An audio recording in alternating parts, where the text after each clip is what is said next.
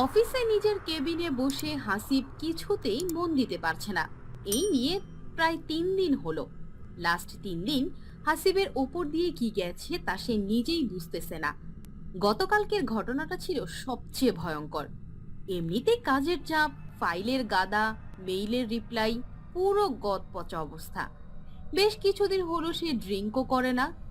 এই ভেবে যে মা বাবা পাশের রুমে থাকে তারপরেও এমন হচ্ছে দেখে হাসিব ভাবলো তার নিশ্চয়ই একবার কোনো মানসিক ডাক্তারের কাছে যাওয়া দরকার।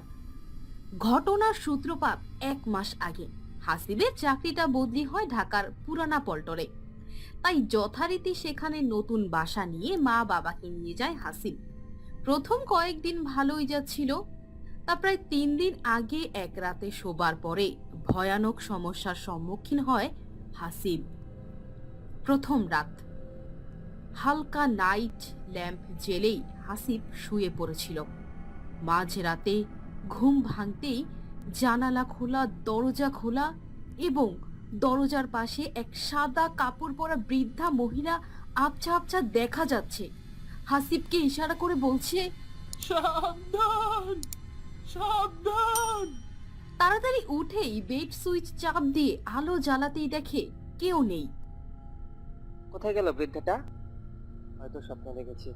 পাশেই রাখা গ্লাসের পানি এক নিঃশ্বাসে খেয়ে আবার শুয়ে পড়ল।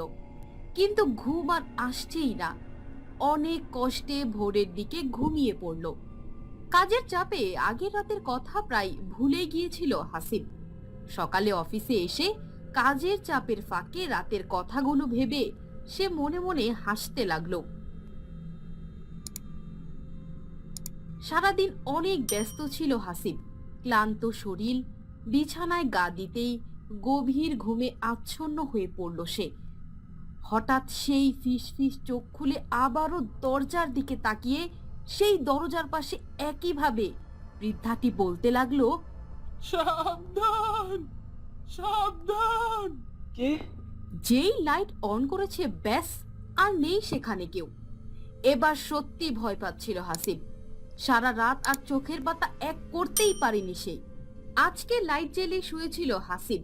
ভয়ও লাগছিল, কিন্তু মনের জোরে শুয়ে পড়েছিল। ঘুম আসতে চাইছিল না, তবুও ক্লান্ত শরীরে ঘুমিয়ে পড়ল সে। ফিস ফিস শব্দে ঘুমটা ভাঙতেই দেখলো হাসিবের মুখের কাছে বৃদ্ধাটি মাথা নামিয়ে বলছে, সাবধান, সাবধান। আবছা আলোয় স্পষ্ট দেখলো সে ভাঙাচোরা মুখ, ঠোঁটের ওপর একটা আঁচিল। হাসিব ভয়ে দ্রুত লাইট জ্বালাতেই দেখে কেউ নেই। দরজাটা খোলাই ছিল। সে দেরি না করে দিল এক ছুট। ঘর থেকে বেরিয়ে মা বাবার রুমের দরজায় গিয়ে ধাক্কা দিতে লাগলো। মা দরজা খুলতেই হাসিব বলল, মা, আমি এই ঘরে শোবো। খুব বাজে স্বপ্ন দেখেছি, ভয় করছে অনেক।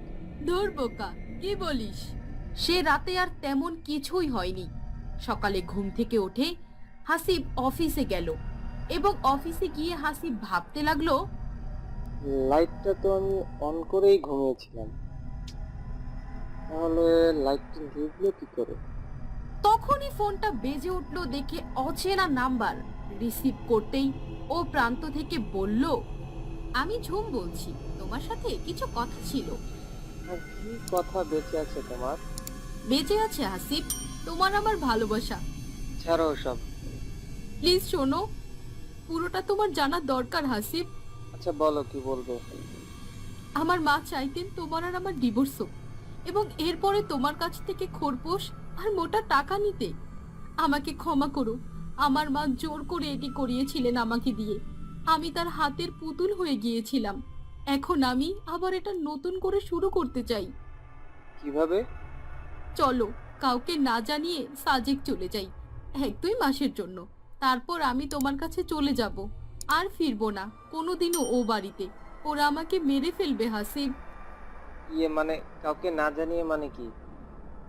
হ্যাঁ, তুমি কাউকে জানাবে না যে তুমি সাজেক এসেছো। অফিস থেকে 1-2 মাসের ছুটি নাও। সব ঘটনা আমি দেখা হলে বলবো। আমার ওপর খুবই অত্যাচার হচ্ছে, প্লিজ তুমি না করো না। আচ্ছা আমাকে কি করতে হবে বলো তো? তুমি কাল সকালে সাজেকের বাসে চাপো। আপাতত তোমার হোটেলে আলাদা থাকবো, আমার হোটেল আলাদা। এটা আমার নতুন নাম্বার, এতে ফোন করো। ওটা মায়ের কাছে আছে। আমি আজ রাতে কক্সবাজারের নাম করে বের হব বাড়ি থেকে। কিন্তু এভাবে? আচ্ছা ঠিক আছে। প্রেম করে বিয়েটা হয়েছিল। হাসিবের মা বাবা আপত্তি করেননি, কিন্তু ঝুমরা খুবই আর্থিক অসচ্ছল। তাই নিয়ে হাসিবের বাবার একটু কিন্তু ভাবছিল। সবকিছু ভালোই যাচ্ছিল। হঠাৎ বিয়ের 3 মাসের মাথায় ঝুম সেই যে বাপের বাড়ি গেল, আর এলো পুলিশ নিয়ে। পুলিশ এসে হাসিবকে তুলে নিয়ে গেল। পরে বধূ নির্যাতনের মামলা থেকে মুক্তি পাওয়া গেলেও ডিভোর্সের মামলা চলছে এখনো কোর্টে। হাসিব বাস থেকে নেমে চাঁদের গাড়িতে উঠে ড্রাইভারকে বলল, ভালো একটা হোটেলে চলো। ঝুমকে রিং করতে সে খুশিতে অনেক কথা বলল। আরো বলল, আমরা কালকে সকালে ঘুরতে বের হব একসাথে। ঠিক আছে। কতদিন পর সে ঝুমকে কাছে পাবে হাসিব। সত্যি ভালোবাসে সে ঝুমকে। হাসিবের মনে সেই দিনের কথা ভেসে উঠে। কোর্টে দেখা হতেই ঝুম মাথা নিচু করে ফেলতো। মনে হয়েছে অনুতপ্ত। যাই হোক, আজকে দেখা হবে। হাসিব ঘুম থেকে উঠে তাড়াতাড়ি ফ্রেশ হয়ে হোটেল থেকে বেরিয়ে নির্ধারিত জায়গায় দেখলো ঝুম আগে থেকে দাঁড়িয়ে। আমাকে ক্ষমা করো, আমাকে মেন্টালি টর্চার করা হতো রোজ। ধুর পাগলি, সে তো কবে ক্ষমা করে দিয়েছি তোমায়। এসব কথা ছাড়ো এখন। আমাদের আর কেউ আলাদা করতে পারবে না এখন। সারাদিন ঘোরার পর সন্ধ্যার দিকে নির্জন পাহাড়ি রাস্তা দিয়ে হেঁটে ফেরার সময় ঝুম আবদার করে বলল, তুমি এ খাদের ধারটায় গিয়ে দাঁড়াও, আমি তোমার পেছন থেকে কটা ফটো তুলব। ঝুমের আবদার মেটাতে হাসিব খাদের একদম ধারে গিয়ে দাঁড়ালো। হঠাৎ ডান হাতটা একটু জোরে টান পড়লো শুভর, ফলে ডান দিকে প্রায় পড়েই যাচ্ছিল। কোনো রকমে সামলে মুখ তুলতেই দেখে সেই ভাঙাচোরা মুখের বৃদ্ধাটি। মুহূর্তের মধ্যে বাঁ দিকে একটু আওয়াজ হতেই দেখে ঝুম পা পিছলে পড়লো খাদে। কিছুক্ষণ হতভম্বের মতো ঝুমের খাদে পড়ে যাওয়ার দিকে তাকিয়ে থেকে মুখ ঘুরিয়ে দেখে সেই বৃদ্ধাটি নেই কোথাও। সবকিছু এত তাড়াতাড়ি হয়ে গেল, হাসিব কিছু বুঝতেই পারছে না আসলে কি হচ্ছে। হাসিবের আর কিছু মনে নেই, সে লুটিয়ে পড়ল মাটিতে। পরের দিন হাসিব নিজেকে আবিষ্কার করলো এক জঙ্গলের মধ্যে সাধু বাবার আশ্রমে। সে বলল, আমি কোথায়? তুমি রাঙামাটি আছো। আমি এখানে কিভাবে আসলাম? সকালে যখন আমি আশ্রমে আসছিলাম তখন দেখি তুমি রাস্তায় অজ্ঞান হয়ে পড়ে আছো, তাই তোমাকে তুলে এখানে নিয়ে আসলাম। কি হয়েছিল তোমার? হাসিব তাকে ঝুমের ব্যাপারে সবকিছু খুলে বলল। সাধু সব শুনে মুচকি হেসে জিজ্ঞাসা করলো, তোমার কি আরো কোনো সমস্যা আছে? আরো কিছু জানতে চাও? আমি তোমাকে একবারে উত্তর দিব। তুমি তোমার মনের সব কৌতূহল এখনই সমাধান করতে পারবে। কিন্তু তখন হাসিব তার বউয়ের চিন্তায় এতটাই গভীর হয়ে গিয়েছিল যে সেই যে বৃদ্ধাটির কথা, কে এসে কেন আসে, বারবার সাবধানী বা কেন বলে, এগুলো সব ভুলে গিয়েছিল হাসিব। তার মাথায় একটাই প্রশ্ন, ঝুম কোথায়? পরে সাধু বাবা বলতে শুরু করলো, তোর বউ যখন তোকে ডিভোর্স লেটার পাঠায় আর তুই যখন সেটা সাইন করতে চাইছিলি না, কোর্টে কেস চলাকালীন সময়ে তোর বউকে তোর শ্বশুর শাশুড়ি অনেকভাবে তোর বিরুদ্ধে উস্কানিমূলক কথা বলতো, কিন্তু তোর বউ তোর থেকেও আলাদা হতে চাইতো না। তোর শাশুড়ি ছিল তোর বউয়ের সৎ মা, আর তোর শ্বশুরের তো বউয়ের প্রতি কোনোই টান ছিল না। তোর কাবিনে 50 লক্ষ টাকার জন্যই ওরা এমন ফোন দিয়াটা শুরু করেছিল। পরবর্তীতে তোর বউ তোর কাছে চলে আসার জন্য তার বাবা মাকে জানায়, তারা যেন আর এমন ঝামেলা না করে, আর যদি এমন করে তাহলে পুলিশের কাছে গিয়ে তাদের বিরুদ্ধে মামলা করবে। তখন তারা দুশ্চিন্তায় পড়ে যায় আর ফন্দি করে তোর শাশুড়ি তোর বউকে বলে, ভয় নেই মা, তুই যখন চাচ্ছিস তাহলে তাই হবে। তুই যদি হাসিবের কাছে সুখে থাকিস তাহলে চলে যা, তবে তুই যাওয়ার আগে চল আমরা ফ্যামিলি মেম্বার সবাই মিলে একটা ছোটখাটো ট্যুর দিয়ে আসি। মনটা ফ্রেশ করে তারপরে তুই চলে যাস। তারপরে তোর বউ রাজি হয়ে যায় এবং সবাই মিলে সাজেক বেড়াতে যায়। পরে ছবি তোলার কথা বলে তোর বউকে তুই যেখানে দাঁড়িয়েছিলি সেখানে নিয়ে যায় এবং সেখান থেকে তাকে ধাক্কা দিয়ে ফেলে দেয়। সেই খাদের কিনারায় তোর বউয়ের লাশটা পুঁতে রেখেছে। তাই তোর বউয়ের অতৃপ্ত আত্মা মুক্তির জন্য তোর কাছে গিয়েছিল। আমরা তাকে মুক্তি দিয়েছি। সমস্যা নেই, তুই বাসায় চলে যা। এক সন্ধ্যায় হাসিব অফিস থেকে বাসায় ফিরে দেখে মা আলমারি খুলে কি যেন করছে। মা, কি করছো? আলমারি গোছাচ্ছি, সব ওলটপালট হয়ে আছে তো তাই। হঠাৎ হাসিবের চোখ খুলে গেল পুরনো একটি ছবির অ্যালবামের ওপর। এইসব অ্যালবামগুলো তো এখানে রেখেছো কেন? নষ্ট হয়ে যাবে তো। হাসিব অ্যালবামগুলো নিয়ে দেখতে লাগলো আর মনে মনে হাসতে লাগলো। ছোটবেলায় সে কেমন ছিল। হাসিবের জন্য তখনও ভয়ঙ্কর কিছু অপেক্ষা করছিল। হঠাৎ করে হাসিব দেখলো সেই বৃদ্ধাটি, ঠোঁটের ওপর আঁচিল, ভাঙাচোরা মুখ। মা, ইনি কে? এর ছবি এখানে কিভাবে এলো? ইনি আমাদের বাড়িতে কাজ করতেন। তোর জন্মের পরে প্রথম 6 মাস ইনি তোকে দেখাশোনা করতেন। আমি তখন অনেক অসুস্থ ছিলাম। ইনি আমাকেও সেবা যত্ন করে সুস্থ করেছেন, মেয়ের মতো সেবা করেছেন আমার। আর তোকে তো কোল ছাড়াও করেননি, খুবই আদর যত্ন করতো তোকে। ইনি এখন কোথায়? তোর যখন 6 মাস 7 মাস তখন উনি নিউমোনিয়াতে ভুগে মারা যায়। ধীরে ধীরে সবকিছু হাসিবের কাছে পরিষ্কার হয়ে যায়। হাসিব ভাবতে লাগলো হয়তো ঝুম তাকেও সেখান থেকে ফেলে দিয়ে মেরে ফেলতে চেয়েছিল। এই বৃদ্ধাটি তাকে বাঁচিয়েছে।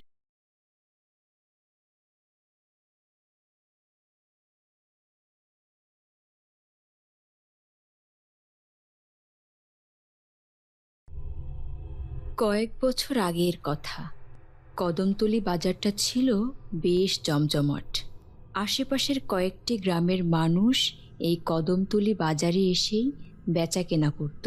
প্রতিদিনের মতো একদিন রাতে বাজারে লোকজন বেচা কেনা করছিল।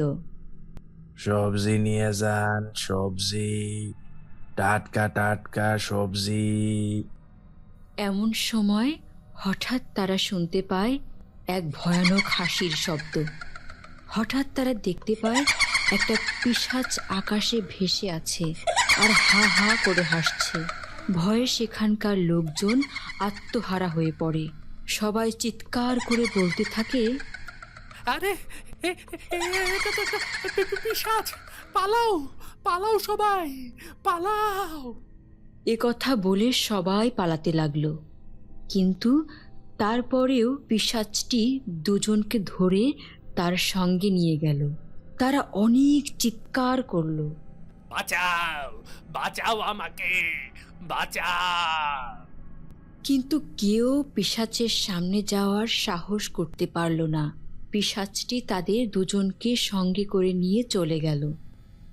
সাকিব, রাতুল আর সজীব ছোটবেলা থেকেই তারা তিনজন খুব ঘনিষ্ঠ বন্ধু। তারা তিনজনেই তাদের ভার্সিটি পড়ালেখা শেষ করে ছুটি কাটাচ্ছে। সজীব সকালবেলায় ঘুম থেকে উঠে রাতুলকে ফোন করে। রাতুল ঘুমাচ্ছিল। ফোনের রিংটনে রাতুলের ঘুম ভেঙে যায়। সে ঘুম থেকে উঠে ফোন রিসিভ করে বলে, হ্যালো। কি রে রাতুল, এখনো পড়ে পড়ে ঘুমাচ্ছিস? ও সজীব, তুই? তা এত সকালে কি মনে করে ফোন দিলি বল? আজকে দুপুরে মদিনা ক্যাফে দেখা করি, চল। আচ্ছা ঠিক আছে। আর হ্যাঁ, সাকিবকেও জানিয়ে দিস। কথা শেষ করে রাতুল সাকিবকে ফোন করে। হ্যালো সাকিব, কি করছিস? এই তো সবেমাত্র ঘুম থেকে উঠলাম। তোর কি অবস্থা বল? আমি ভালোই আছি। এখন শোন, যার জন্য ফোন করেছি, সজীব বলেছে দুপুরবেলায় মদিনা ক্যাফে দেখা করতে। তুই ঠিক সময় চলে আসিস কিন্তু। ঠিক আছে। এ কথা বলে সাকিব ফোন রেখে দিল। দুপুরবেলায় সবাই মদিনা ক্যাফে দেখা করলো। এখন বল, কেন দেখা করতে বলেছিস? এখন তো আমাদের পরীক্ষা শেষ। এখন আমরা চাইলে কোথা থেকে ঘুরে আসতে পারি, কি বলিস? মন্দ বলিসনি, তা কোথায় যাবি ঠিক করেছিস? অন্য কোথায় কেন, চল এবার আমাদের গ্রামের বাড়িতে যাই। সেখানে খেজুর বাগান থেকে জমিয়ে খেজুরের রস খাওয়া যাবে। তা মন্দ বলিসনি, এবারের শীতে তো খেজুরের রস খাওয়াই হলো না। তোদের গ্রামের বাড়িতে তো তাহলে যাওয়াই যায়, কি বলিস সাকিব? হ্যাঁ, যাওয়া যায়, তবে কবে যাবি? আর দেরি করে কি হবে, চল আজকে বিকেলেই যাই। ঠিক আছে। কথাবার্তা শেষ করার পর তারা সবাই যার যার বাড়িতে চলে যায়। বিকেলবেলায় তারা 3 বন্ধু মিলে সজীবের গাড়ি করে তার গ্রামের বাড়ির পথে রওনা হয়।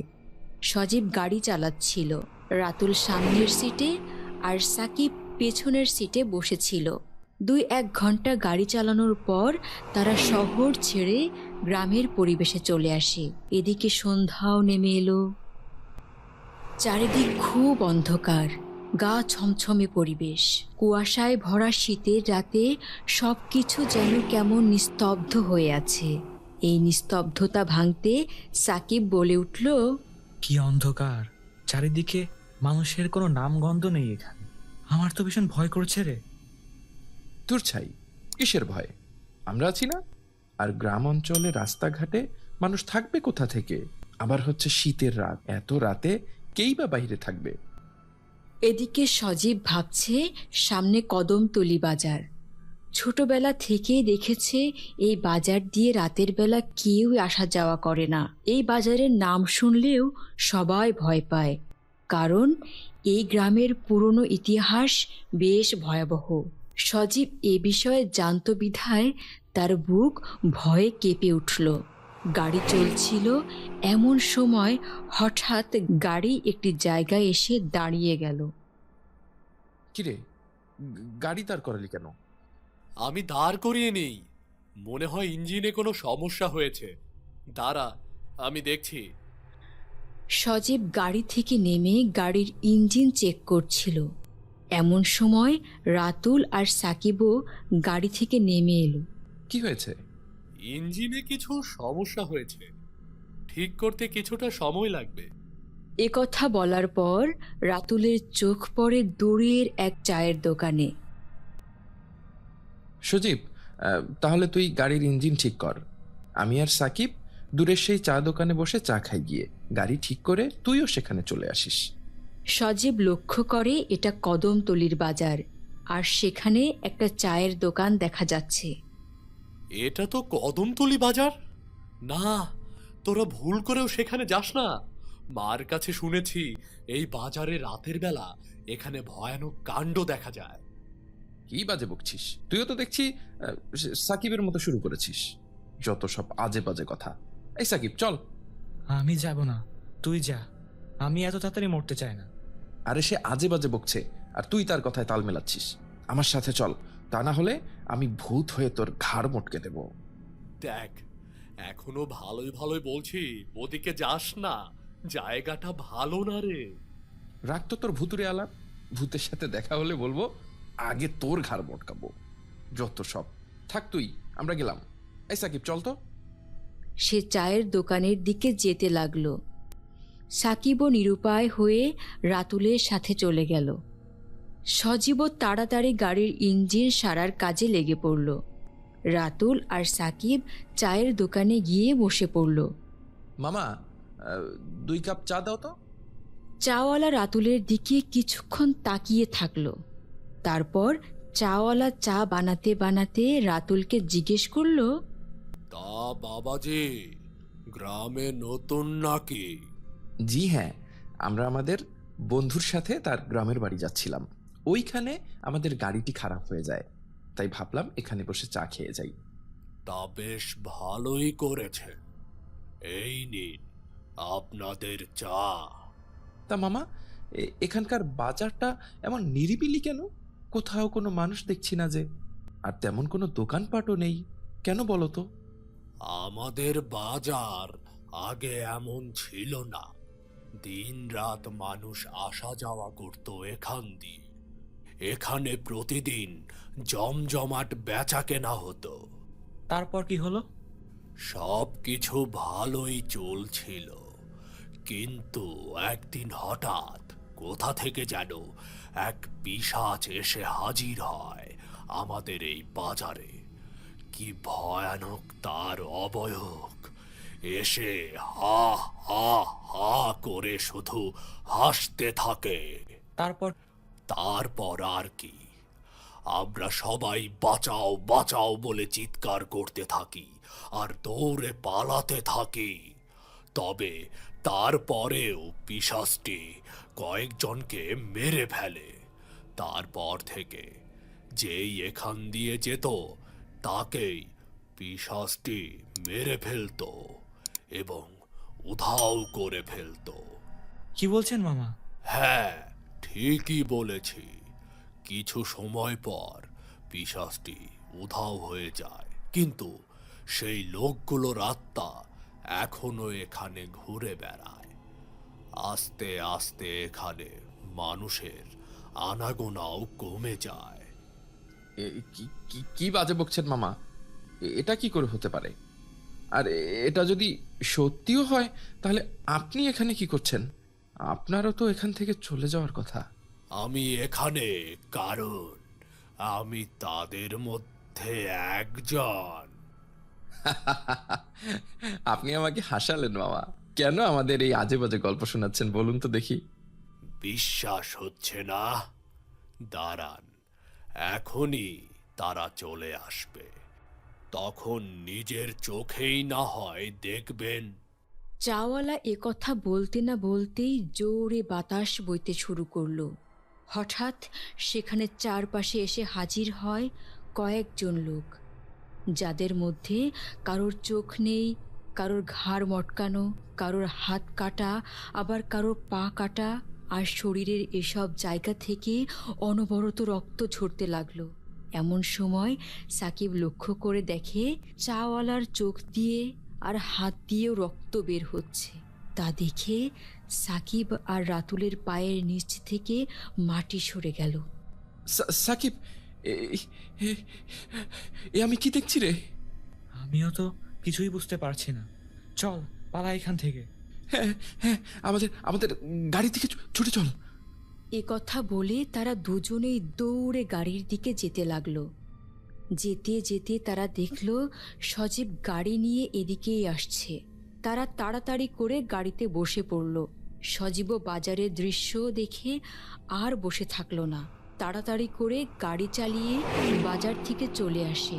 অনেকটা পথ পেরিয়ে সজীব বলে ওঠে, আমি বলেছিলাম সেখানে যাস না, জায়গাটা ভালো না।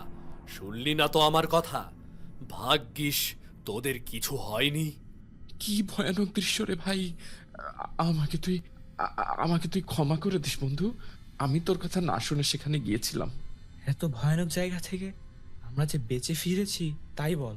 তারপর তারা বন্ধুরা মিলে সজীবের গ্রামের বাড়িতে চলে যায়।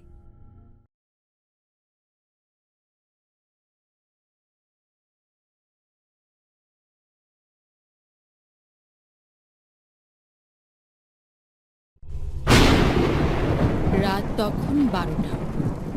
সমুদ্রের কিনারায় প্রচণ্ড ঝড় বৃষ্টি ও বাতাস বইছে। দুই জেলে ভাই মিলে সমুদ্রের কিনারায় নৌকো বাঁধার চেষ্টা করছে।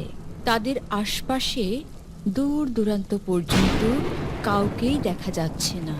মোট কথায় রাত 12টায় তাদেরও 12টা বেজে যাচ্ছে। অবশেষে নৌকাটা বাঁধা হলো। ভাই, বৃষ্টি তো ঠিকই ছিল, কিন্তু এই ঝড় আর বাতাসে সবকিছুর 12টা বেজে গেল। তা ভাই, তুই ঠিকই বলেছিস। কি আর করব বল, আমাদের ভাগ্য এতটাই খারাপ যে মাছ বিক্রি করা তো দূরের কথা, খাবারের মাছটা পর্যন্ত ধরতে পারছি না। কি আর করা, চল বাড়িতে চলে যাই। চারপাশে শুধুমাত্র সমুদ্রের ঢেউ আর বজ্রপাতের শব্দ শোনা যাচ্ছে। তখন তারা দুই বন্ধু মিলে তাদের বাড়ির দিকে চলে যাচ্ছিল। ঠিক এমন সময় হঠাৎ বজ্রপাতের আলোয় রাতুল দেখতে পায় সমুদ্রের উপর দিয়ে কিছু একটা ভেসে আসছে। হাসান, দেখ ওটা কি? হাসান পিছন ফিরে তাকিয়ে দেখে একটা বড় জাহাজ দ্রুত তাদের দিকে সমুদ্রের পাড়ে এগিয়ে আসছে। তারা শুধু হা করে জাহাজটির দিকে তাকিয়ে রইল। জাহাজটি কিছুক্ষণের মধ্যেই সমুদ্রের পাড়ে এসে পড়ল। রাতুল আর হাসান সাহস করে জাহাজটির দিকে এগিয়ে গেল। তারা দেখল জাহাজের ভিতর থেকে পানি বের হচ্ছে। তারপর তারা দুইজন জাহাজের পাশে গিয়ে ডাকাডাকি শুরু করে। জাহাজের ভেতরে কি কেউ আছে নাকি? জাহাজের ভেতর থেকে কোনো আওয়াজই বের হয় না। কারোরই তো কোনো সারা শব্দ পাচ্ছি না। জাহাজে কি কেউ নেই নাকি? জাহাজে কেউ না থাকলে জাহাজ এখানে আসলো কি করে? কি জানি বাপু, কিছুই তো ঠাউর করতে পারছি না। জাহাজটাকে দেখে তো বেশ পুরনো বলেই মনে হচ্ছে। কি জানি কোথা থেকে এলো। তা ঠিকই বলেছিস, দেখে মনে হচ্ছে যেন একটা ভুতুড়ে জাহাজ। এ কথা বলার পর জাহাজ থেকে তাদের পায়ের সামনে একটা মানুষের কঙ্কাল এসে পড়ল। এটা দেখে তারা দুজনে খুব ভয় পেয়ে গেল। ভাই, এটা তো একটা মানুষের কঙ্কাল। পালা এখান থেকে, পালা! তারপর তারা দুজন তাদের বাড়ির দিকে দৌড়ে পালিয়ে গেল। পরদিন সকালে তারা দুই ভাই যখন মাছ ধরার জন্য সমুদ্রের পাড়ে আসে, তারা দেখে জাহাজটি এখনো সেখানে দাঁড়িয়ে আছে, আর জাহাজের চারপাশে লোকজনের ভিড় জমেছে। সরকারি অফিসাররাও চলে এসেছে জাহাজের তল্লাশি করার জন্য। জাহাজটি কোথা থেকে এসেছে তাই জানার চেষ্টা করছে। সরকারি অফিসাররা তদন্ত করে জানতে পারে বেশ কয়েক বছর আগে জাহাজটি সমুদ্রের তলদেশে ডুবে যায়, আর জাহাজের সবাই মারা যায়। কিন্তু জাহাজের কোনো চিহ্ন পাওয়া যায় না। তবে চিন্তার বিষয় হচ্ছে, এত বছর পর জাহাজটা এখানে কোথা থেকে আসলো? রাতুল আর হাসান কিছুক্ষণ পর সেখান থেকে চলে এলো। আসার পথে ভাই, আমার মনে হচ্ছে এখানে কোনো না কোনো সমস্যা আছে।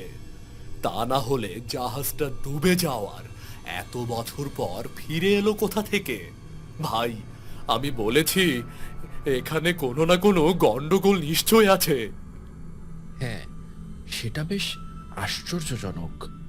তুই শুনেছিস সরকারি অফিসাররা কি বলল? সেই জাহাজে নাকি কোটি টাকার তেল রয়েছে। 2-1 দিনের মধ্যে তারা সেই তেল বের করে নেওয়ার কাজ শুরু করবে। তো তাতে কি হয়েছে? দেখ, আকাশের অবস্থাও খুব একটা ভালো না। মনে হচ্ছে বেশ কিছুদিন আমরা মাছও ধরতে পারবো না। তাই ভাবছি আজকে রাতে আমরাও সেই জাহাজ থেকে কিছুটা তেল বের করে নিব। তাহলে তাহলে পরের দিন সকালে আমরা লাখপতি হয়ে যাব। তুই কি বলিস? না ভাই, আমাদের সেখানে যাওয়াটা কিছুতেই ঠিক হবে না। কারণ সেই জাহাজটা দেখে আমার একেবারেই সুবিধার মনে হচ্ছে না। আবার হচ্ছে রাতে, তা তো শুনেই ভয় করছে। আরে, তুই শুধু শুধু ভয় পাচ্ছিস। কিচ্ছু হবে না। আমরা আজকে রাতেই সেই জাহাজে যাব। দেখিস, কালকে আমরা ঠিকই লাখপতি হয়ে যাব। রাতুলের জাহাজে যাওয়ার প্ল্যান একেবারেই ভালো লাগলো না, কিন্তু তবুও সে তার ভাইকে না করতে পারল না। তারপর রাত 12টায় তারা আবার সেই সমুদ্রের কিনারে জাহাজের কাছে যায়। আবহাওয়া তখনও অস্বাভাবিক। বৃষ্টির পাশাপাশি বজ্রপাত হচ্ছে। হাসান জাহাজের সামনে গিয়ে হাত ঘুরিয়ে শিকসহ দড়িটা জাহাজের মাথায় আটকে দেয়। তারপর তারা দুজন জাহাজের উপরে উঠে পড়ে। উপরে উঠে তারা দুজন জাহাজের এদিক ওদিক দেখতে থাকে। দেখ, ওই জাহাজটার চারদিকে কি নিস্তব্ধতা! দেখেই মনে হচ্ছে ভুতুড়ে জাহাজ। আমার ভীষণ ভয় করছে। চল এখান থেকে চলে যাই। থুরু, আরে কিচ্ছু হবে না, চল তো। তারপর হাসান ও রাতুল জাহাজের নিচের অংশে যেতে থাকে। তখনই জাহাজটার ইঞ্জিন চালু হয়ে যায় আর জাহাজটি চলতে থাকে। এই হাসান, হঠাৎ করে জাহাজটা চলছে কি করে? কি জানি, এখন তো আমারও ভয় করছে। চল উপরে গিয়ে দেখি। তারপর তারা দুজন দৌড়ে উপরে চলে এলো। উপরে এসে তারা দেখলো বেশ কয়েকজন লোক জাহাজে আসা যাওয়া করছে। এরা কারা? এখানে কোথা থেকে এলো? আমিও তো তাই ভাবছি। কিছুক্ষণ আগেও তো এখানে কেউই ছিল না। এমন সময় তারা দেখতে পায় তাদের সামনে তাদের বন্ধু রাসেল সেখানে দাঁড়িয়ে কারোর সাথে কথা বলছে।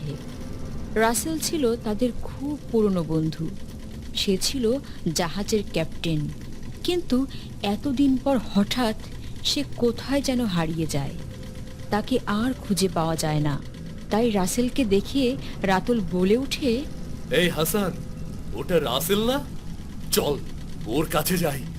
এ কথা বলে যখন তারা রাসেলের দিকে এগোতে থাকলো, তখন রাসেল কথা শেষ করে দরজা খুলে জাহাজের ভিতরে চলে গেল। তারাও রাসেলের পিছন পিছন যেতে থাকলো। সিঁড়ি দিয়ে নিচে নেমে আসার পর তারা দুইজন রাসেলকে ডাক দেয়। রাসেল, রাসেল, তুই কোথায় যাচ্ছিস? দাঁড়া বলছি। রাসেল তাদের কোনো কথার উত্তর দিল না। রাসেল চলে যাচ্ছে এমন সময় সে কোনো এক ঘর থেকে আসা কান্নার আওয়াজ শুনতে পায়। তাই সে দাঁড়িয়ে যায় এবং সেই ঘরের দরজায় কাঁচ দিয়ে ভিতরে কি হচ্ছে তা দেখার চেষ্টা করে। সে দেখতে পায় একজন লোক এক মহিলাকে গলা টিপে মারার চেষ্টা করছে। তা দেখে রাসেল ঘরের ভিতরে প্রবেশ করে। রাতুল আর হাসানও সেই ঘরের বাহিরে চলে আসে কি হচ্ছে তা দেখার জন্য। লোকটি রাসেলের কোনো কথাই শুনল না। তাই রাসেল সেই লোকটিকে পিছন থেকে ফিরানোর চেষ্টা করতে লাগলো। রাসেল সেই লোকটির মুখে 2-3 বার আঘাত করল। কিছুক্ষণ পর লোকটি তার পিছন থেকে এক ছুরি বের করে রাসেলকে আঘাত করল। তারপর রাসেলও তার পাশের টেবিলে থাকা কাচের বোতল দিয়ে লোকটির মাথায় আঘাত করে। লোকটির মাথা ফেটে যায় আর নিচে আছড়ে পড়ে যায়। রাসেলও ততক্ষণে নিচে পড়ে যায়। রাতুল আর হাসান কিছু করে ওঠার আগেই জাহাজটা প্রচণ্ড ঝড়ো বাতাসে ঢেউয়ে কেঁপে ওঠে। তাতে রাতুল আর হাসান নিজেদের না সামলাতে পেরে নিচে পড়ে যায়। তখনই রাসেলের নিচে পড়ে থাকা অকিটকি থেকে শব্দ আসে। স্যার, আমার জাহাজ সমুদ্রে ঝড়ের মাঝে ফেসে গেছে। আপনি যদি এখনই না আসেন তাহলে জাহাজ আউট অফ কন্ট্রোল হয়ে যাবে। সেখানে পুরো কন্ট্রোল রুমে তাদের নিজেদের মৃত্যু দেখতে পাচ্ছিল, আর তাদের শেষ ভরসা ক্যাপ্টেনকে খোঁজার চেষ্টা করছিল। কিন্তু তারা জানতো না যে ক্যাপ্টেন আর ক্যাপ্টেন নেই। সে মৃত্যুর স্বাদ অনেক আগেই গ্রহণ করে ফেলেছে। রাতুল আর হাসানও তখন সেখান থেকে উপরে চলে আসে। তারপর কিছুক্ষণের মধ্যে জাহাজটা পুরো কন্ট্রোল হারিয়ে ফেলে, আর ঝড় বাতাসে আস্তে আস্তে সমুদ্রের তলে ডুবে যায়। হাসান আর রাসেল সমুদ্রের পানিতে হাবুডুবু খেয়ে জ্ঞান হারিয়ে ফেলে। তারপর যখন তাদের জ্ঞান ফিরে আসে, তখন তারা দেখে সমুদ্রের কিনারায় সেই জাহাজের পাশেই আছে। তখনও ঝোড়ো বৃষ্টি আর বিদ্যুৎ চমকাচ্ছিল। এসব আমরা কি দেখলাম? এটা কি কোনো স্বপ্ন ছিল? কি জানি, আমি তো কিছুই বুঝে উঠতে পারছি না। হাসান এ কথা বলতে না বলতেই তাদের সামনে রাসেল এসে হাজির হয়। রাসেলের শরীরটা কেমন যেন, মনে হয় এটা তার শরীর না আত্মা। সাদা কাপড় পরা, শরীর থেকে সাদা আলোর ঝলকানি আসছে। রাসেল বন্ধু, তুই এতদিন কোথায় ছিলি? আর আজকে আমরা এসব কি দেখছি? তোরা ঠিকই দেখেছিস, আমি আর বেঁচে নেই। এই ঝড় বাতাসে আমাদের জাহাজটা সেখানেই ডুবে যায়। জাহাজের সাথে সাথে আমার অস্তিত্ব সেখানে ডুবে যায়।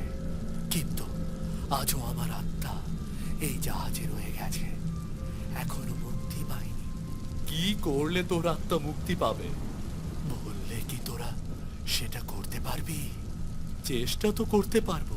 পূর্ণিমার রাতে ওই জাহাজটিকে আগুন দিয়ে পুড়িয়ে দিতে পারলে আমি মুক্তি পাবো। পরশু দিনই তো সেই পূর্ণিমার রাত। ঠিক আছে, আমরা তাই করব। তারপর 2 দিন চলে যায়। পূর্ণিমার রাত চলে আসে। আকাশের চাঁদটা কত বড় দেখাচ্ছে। 2 ভাই সাগরের পাড়ে আসে আর জাহাজের চারিদিকে পেট্রোল ঢেলে আগুন ধরিয়ে দেয়। সাথে সাথে জাহাজটি পুড়ে যায়। আর তখনই জাহাজ থেকে কতগুলো কালো পাখি বের হয়ে উড়ে কোথায় যেন মিলিয়ে যায়। প্রিয় বন্ধুরা, আমাদের গল্পটি কেমন হয়েছে তা কমেন্ট করে জানিয়ে দাও।